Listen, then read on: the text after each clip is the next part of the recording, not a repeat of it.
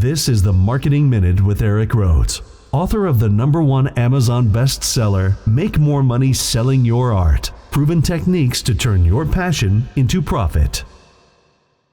Well, in the Marketing Minute, my goal is to answer your questions, get you thinking about some things. And, the same stuff kind of comes up again and again and again because maybe this is rooted in a particular philosophy or approach.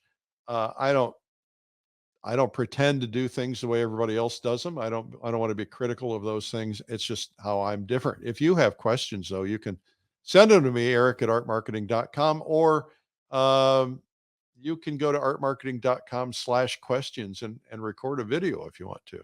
All right. So Amadine, my producer, is going to ask the first question. The first question is from Deb Price Kennedy from Centerville, Massachusetts. Should I hire a marketing specialist? Should I hire a marketing specialist? Thank you, Amadine. Should I buy a new car? Should I drink a Coke at dinner?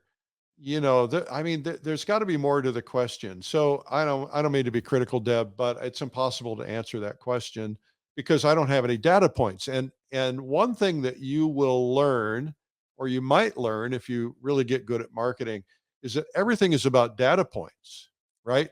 Because you have data points that inform your decisions. In my world, it's like how many people opened up an email and how many people read that email and clicked on something. Those are data points. And you are always comparing one against the other, trying to better yourself and get those data points. I don't know why you would be asking the question. So I'm going to assume a couple of things.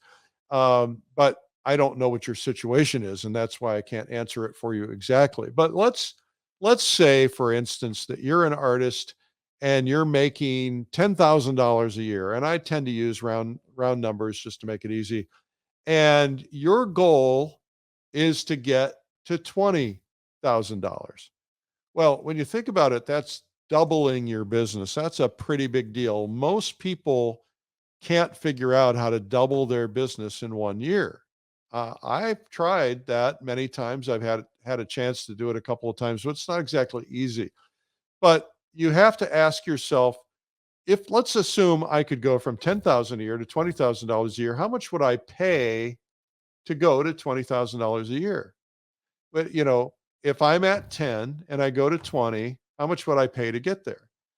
Because that's kind of how a marketer thinks. Now, I would be looking at that and saying, would I be willing to pay 10,000 to get 10,000? And most people go, well, that's stupid. Why would you do that?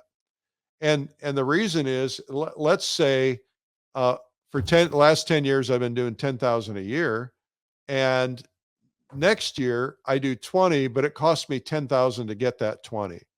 But that's okay. I'm still at the 10,000 I had. But now my baseline, if I do 20,000 every year for the next 10 years, I've paid 10,000 to get myself to a $20,000 range, and it might be worthwhile. And that's where an advisor can help you. Now, most of us look for metrics that are not quite that extreme. So we might look and say, hey, to get 10,000, would I pay 10% of that? Absolutely.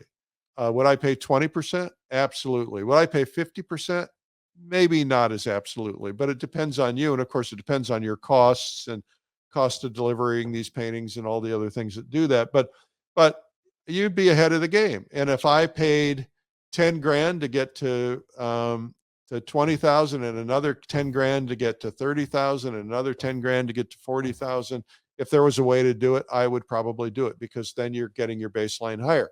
Now, I might say, what am I willing to pay for that 10 grand increase? And it depends. It depends on, is the advice good? Advice isn't cheap. Now, I charge $5,500 an hour for consulting. Uh, I try not to do it very much, and that's why I charge $5,500 an hour, because I don't have an hour very often. But it's time now for me to raise my rates, because now that I'm in demand, I have to get my rates up, because when you're in demand, you have to get your rates up. I had a watch company, it was Seiko actually, hired me as a consultant for them on a tech project because I did that for a while. And they actually paid me enough money that they bought me a whole new house from that money. But the amount of money, which seemed like a lot of money to me, to them, it was like, hey, he 20x'd our business. It's certainly worth doing that. So that's the way you want to look at it, is what am I willing to pay? And but the first thing you've got to start, you got to back up because you're way ahead of yourself. The first thing is like, what is my target outcome? Where do I want to be? Because target outcome um, makes a huge difference. Now, there's a lot of bogus, fraudulent, hypey uh, art marketing and marketing advice out there, and a lot of it is just complete nonsense. Um, in my particular case, I hope it's not nonsense, but most of it I've learned by doing it, and I made a lot of stupid and expensive mistakes learning it. But there are two answers to any problem. What are those two answers? Um, it's two resources. You can either have the resource of time or you can have the resource of money. If you're busy, like I tend to be, I don't have any time, but I have plenty of money.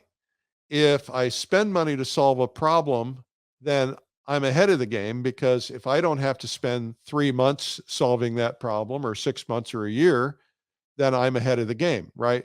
So a lot of us don't have money. And so what we do have is we have time. You can oftentimes, if you don't have the money, you oftentimes have the time. You can spend time.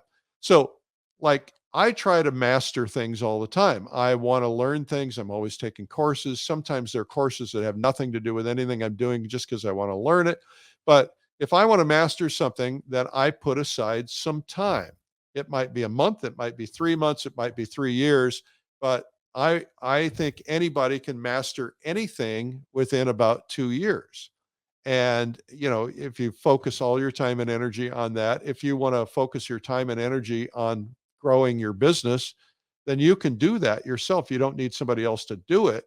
And I think anybody can change their trajectory in life, or their trajectory in business, in about 90 days. If you stop, you think about it, you come up with a plan, and you implement it, you can get there in a very quick amount of time. Now, um, I read like a madman. I buy courses. I buy lots of courses. I probably spent $5,000 or $7,000 on courses. I have people out there that buy a video from time to time to improve as a painter, and I have other people who buy every one that I put out there, and to see the difference that they're making in their work, because they're studying, they're really serious about it. So you could become an expert.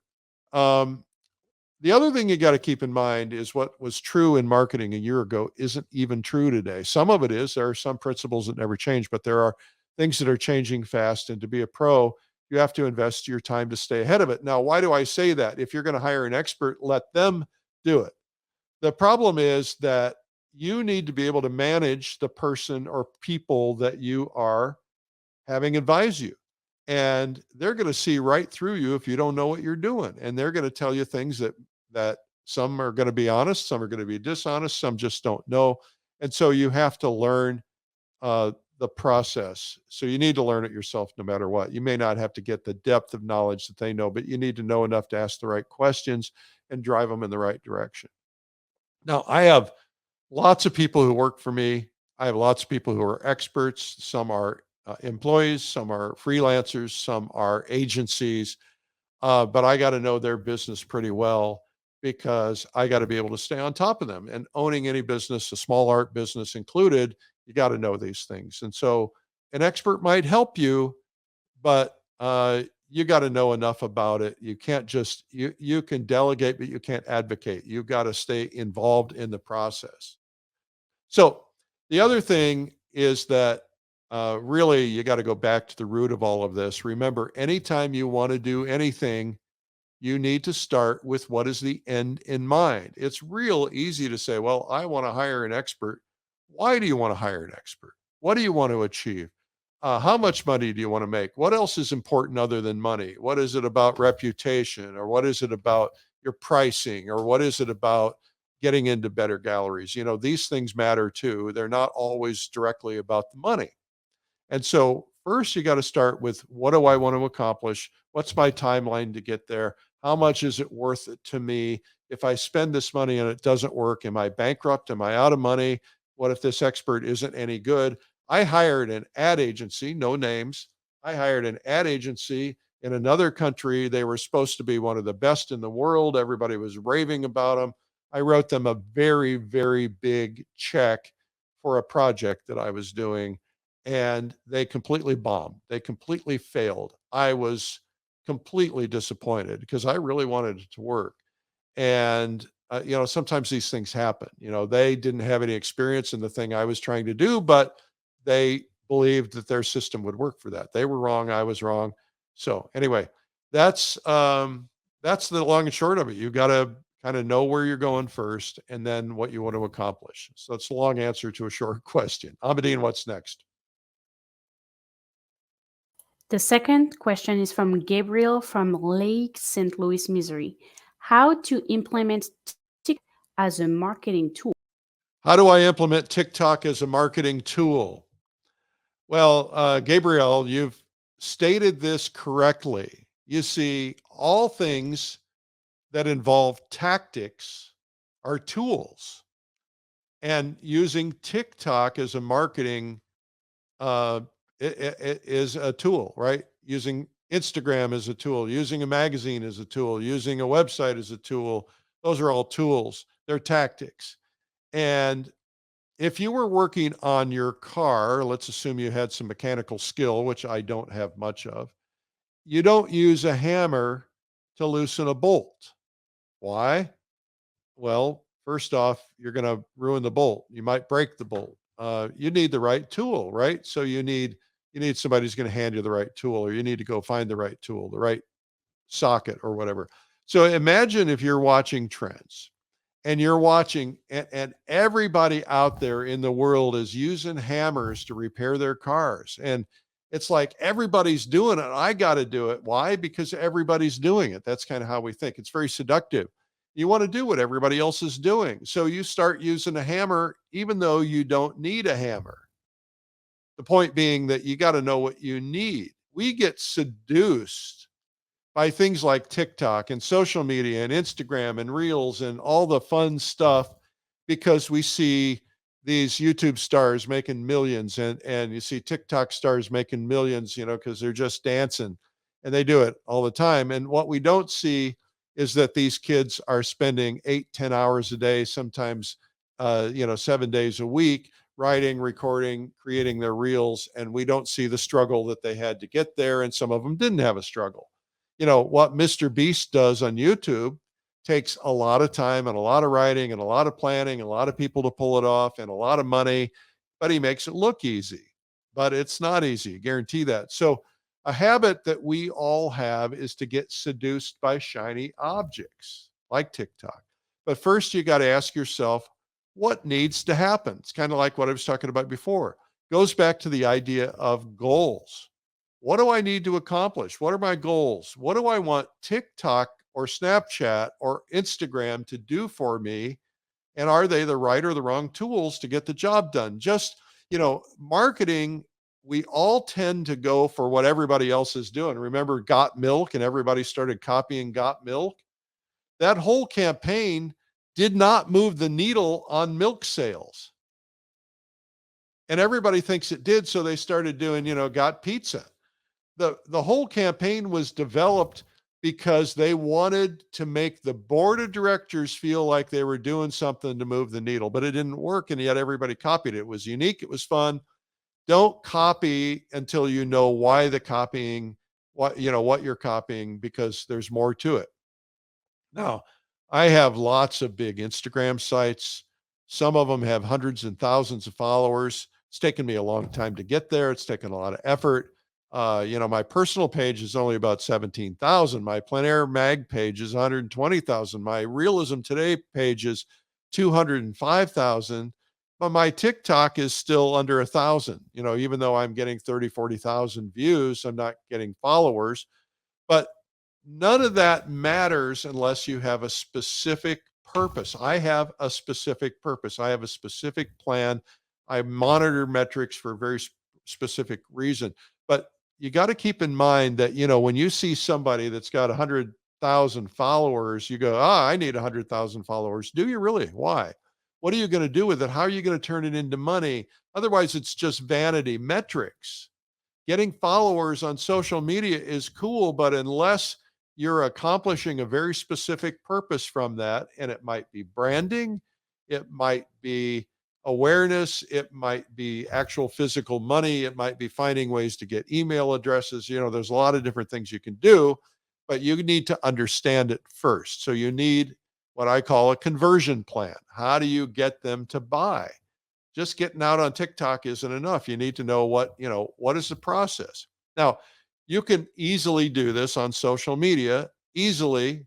It's simple. It's not easy, right? I guess it's simply do it on social media, but it does require a plan and it requires a lot of work. Now, people don't usually give you money until you ask for the order. So if you're going to say, I want to make money selling paintings on TikTok, you got to figure out how to make it work, how to get them to the right place, how to make them come to you to a place where they can buy your painting, right? So there's a whole lot to that. But to answer your question, if you have put the time aside daily, you come up with a compelling content and you start putting it out there. If it's good, it builds. And TikTok and Instagram and others have an algorithm. If they start seeing a lot of heat and a lot of activity, they're going to put it in more people in front of it because they want them to click on it too, because that increases their metrics. And so, you just got to get it out there. And there's lots of courses about how to sell on Instagram and TikTok. And I bought one of them once and it was kind of useless. And by the way, it's constantly changing. But, it's about frequency. It's about posting frequently. I post daily on TikTok, which are cuts from my Art School Live daily on YouTube. And we just cut them into 30-second reels or 1-minute reels.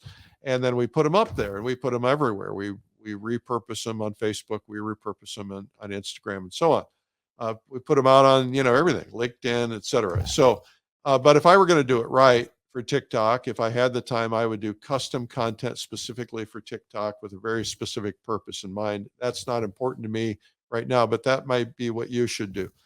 Now, the other thing is, there's a very big possibility. This is going to sound crazy, but there's a big possibility TikTok's going to go away.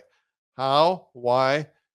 Because the U.S. government's trying to shut it down because it's sucking data from people, including you, and it's all going to China. I don't want to get into political discussions. I don't even understand it, but there's an awful lot of talk about shutting it down. There was talk before. It didn't happen. Part of it got sold, supposedly, but the data is still going in. So TikTok may not be the answer. And by the way, if you look back at MySpace, it was like the hottest thing and then it went away. It can happen. Now, maybe less likely to happen with something that strong, but there's going to always be something that'll replace it. There's always new shiny objects and new social media. There's some new ones that are coming out that are right around the corner. So define what you want to achieve, get exact detail as possible about what you want to achieve, what you stand for, what you want to be known for. And then once your strategy is determined, then you go to tactics. TikTok is a tactic. Okay, that is today's Art Marketing Minute. This has been the Marketing Minute with Eric Rhodes. You can learn more at artmarketing.com.